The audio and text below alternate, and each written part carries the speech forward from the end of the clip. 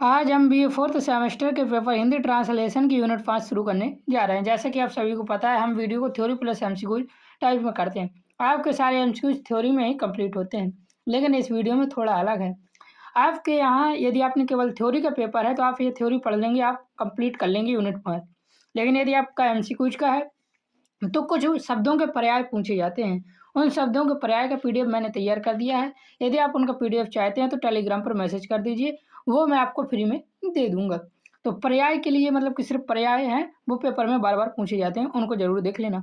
और यदि आपका पेपर एमसीक्यूज है तो ये वीडियो जरूर देखना है, और थ्योरी वालों के लिए ये तो है ही।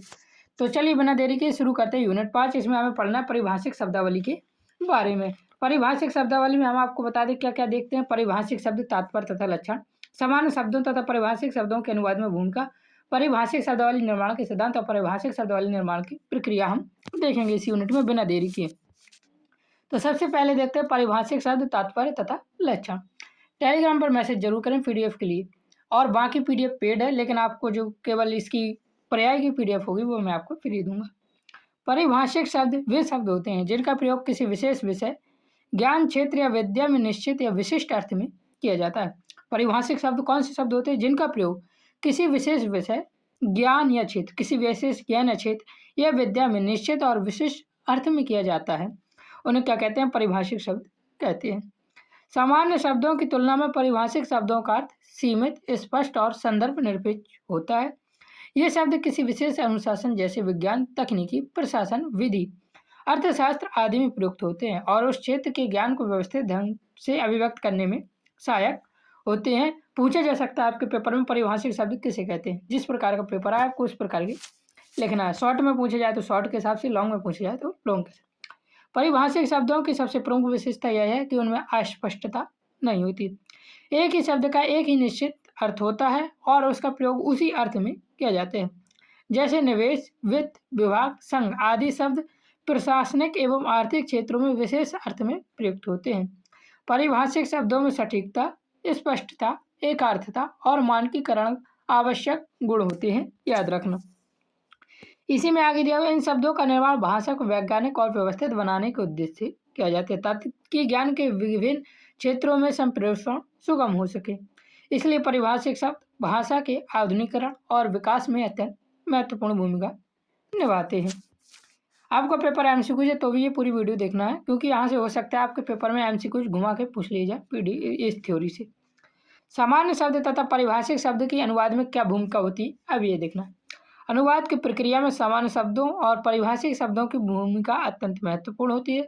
सामान्य शब्द वे होते हैं जिनका प्रयोग दैनिक जीवन में किया जाता है और जिनका अर्थ संदर्भ के अनुसार बदल सकता है। इसके विपरीत परिभाषिक शब्दों का अर्थ निश्चित और स्थिर होता है, याद रखना। अनुवाद करते समय सामान्य शब्दों का चयन अपेक्षाकृत सरल होता है। सामान्य शब्दों का चयन कैसा होता है? सिंपल होता है, मतलब कि आसानी तरीके से सामान्य शब्दों को चयन कर लिया जाता है, क्योंकि उनके अर्थ संदर्भ के अनुसार परिवर्तित किए जा सकते हैं। लेकिन परिभाषिक शब्दों के अनुवाद में अत्यधिक सावधानी की आवश्यकता होती है, क्योंकि उनमें अर्थ की सटीकता अत्यंत आवश्यक होती है। यदि परिभाषिक शब्द का गलत अनुवाद कर दिया जाए तो पूरा आशय ही बदल सकता है। पीडीएफ के लिए टेलीग्राम पे मैसेज भी करें जरूर। उदाहरण के लिए इन्वेस्ट का अनुवाद निवेश, फाइनेंस का वित्त और डिवीजन का विभाग किया जाता है। अनुवादक को यह सुनिश्चित करना होता है कि परिभाषिक शब्दों का चयन मानक और स्वीकृत रूप में ही हो। इस प्रकार अनुवाद में सामान्य शब्द लचीलेपन प्रदान करते हैं, जबकि परिभाषिक शब्द सटीकता और वैज्ञानिकता सुनिश्चित करते हैं। अब देखिए अगली हेडिंग जो है हमारी परिभाषिक शब्दावली निर्माण के सिद्धांत। यहाँ से एमसीक्यूज भी पूछ लिए जाते हैं, तो एमसीक्यूज वाले बच्चे भी ये जो देखिए। परिभाषिक शब्दावली के निर्माण के लिए कुछ निश्चित सिद्धांतों का पालन किया जाता है। इन सिद्धांतों का उद्देश्य यह निश्चित करना होता है कि शब्द सरल, स्पष्ट, सटीक और उपयोग में सुविधाजनक हो। सबसे पहला सिद्धांत स्पष्टता का है, तो याद रखना अनुवाद में परिभाषिक शब्दावली निर्माण के सिद्धांत में पहला सिद्धांत किसका है? तो स्पष्टता का सिद्धांत है। अर्थात शब्द का अर्थ बिल्कुल स्पष्ट होना चाहिए और उसमें किसी भी प्रकार की दुविधा नहीं होनी चाहिए। ये पहला सिद्धांत है किसका? परिभाषिक शब्दावली निर्माण का। दूसरा सिद्धांत जो है वह है संक्षिप्तता का सिद्धांत है। इस अर्थात शब्द अधिक लंबा या जटिल नहीं होना चाहिए ताकि उसका प्रयोग सहज रूप से किया जा सके। तीसरा सिद्धांत एकार्थता का है, जिसके अनुसार एक शब्द का एक ही अर्थ होना चाहिए। तो पहला सिद्धांत स्पष्टता का सिद्धांत है, दूसरा सिद्धांत संक्षिप्तता का सिद्धांत है, तीसरा सिद्धांत एकार्थता का सिद्धांत है, चौथा सिद्धांत स्वाभाविकता का है। इसमें होता है, देखिए, शब्द भाषा की प्रकृति के अनुरूप होना चाहिए और कृत्रिम ना लगे। पांचवा सिद्धांत स्वीकार्यता का है, अर्थात शब्द ऐसा होना चाहिए जिस समाज और विशेषज्ञ आसानी से स्वीकार कर सके। ये है परिभाषिक शब्दावली के निर्माण के सिद्धांत। 5 सिद्धांत है, याद रखना।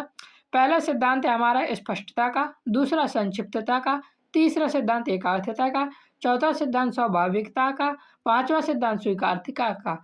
इस सिद्धांत के आधार पर परिभाषिक शब्दावली का निर्माण किया जाता है, जिससे भाषा में एकरूपता और मानकीकरण बना रहे। अब देखिए परिभाषिक शब्दावली निर्माण की प्रक्रिया। परिभाषिक शब्दावली का निर्माण एक व्यवस्थित और वैज्ञानिक प्रक्रिया है। इस प्रक्रिया में सबसे पहले संबंधित विषयों के शब्दों का चयन किया जाता है, इसके बाद उनके अर्थ और उपयोग का अध्ययन किया जाता है। परिभाषिक शब्दावली के निर्माण में सबसे पहले क्या किया जाता है, याद रखें, संबंधित विषय के शब्दों का चयन किया जाता है।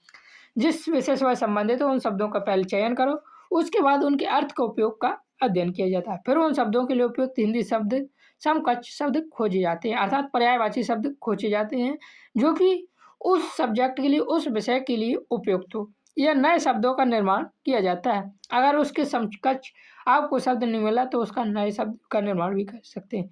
नए शब्दों के निर्माण के कई तरीके से किया जाता है, जैसे अनुवाद की विधि से लिप्यांतरण, संधि, समास या शब्द निर्माण के अन्य साधनों द्वारा नए शब्दों का निर्माण किया जाता है।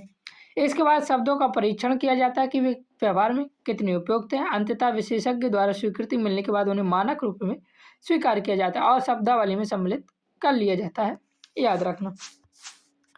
इस पूरी प्रक्रिया का उद्देश्य यह सुनिश्चित करना होता है कि परिभाषिक शब्द न केवल सटीक हों बल्कि व्यवहार में भी उपयोगी और स्वीकार्य हों। अब देखते हैं परिभाषिक शब्दावली का महत्व। परिभाषिक शब्दावली आधुनिक युग में अत्यंत महत्वपूर्ण विज्ञान, तकनीक, प्रशासन और शिक्षा के क्षेत्र में ज्ञान के आदान प्रदान के लिए यह आवश्यक है। इसके बिना किसी भी विषय की स्पष्ट और सटीक अभिव्यक्ति संभव नहीं है। यह भाषा को वैज्ञानिक स्वरूप प्रदान करती है और उसे अंतर्राष्ट्रीय स्तर पर उपयोगी योग्य बनाती है। तो परिभाषिक शब्दावली का उपयोग आधुनिक युग में बहुत महत्वपूर्ण है। यह शिक्षा के ज्ञान के आदान प्रदान के लिए आवश्यक है। इसके बिना किसी भी विषय की स्पष्ट और सटीक अभिव्यक्ति संभव नहीं है। यह भाषा का वैज्ञानिक स्वरूप प्रदान करती है और अंतर्राष्ट्रीय स्तर पर उपयोगी योग्य बनाती है। यह परिभाषिक शब्दावली का महत्व है। परिभाषिक शब्दावली के माध्यम से विभिन्न भाषाओं के बीच ज्ञान का आदान प्रदान संभव होता है, जिससे वैश्विक स्तर पर संचार सुलभ होता है। इसके अतिरिक्त परिभाषिक शब्दावली भाषा के मानकीकरण में भी सहायक होती है और शिक्षा तथा अनुसंधान के क्षेत्र में एक रूपता बनाए रखती है। यदि आपका थ्योरी का पेपर है, पूरी थ्योरी पढ़ के जाना, यहीं से आपके सारे पेपर के क्वेश्चन फंस जाएंगे। निष्कर्ष अतः यह स्पष्ट है कि परिभाषिक शब्दावली भाषा के विकास का एक अनिवार्य अंग है।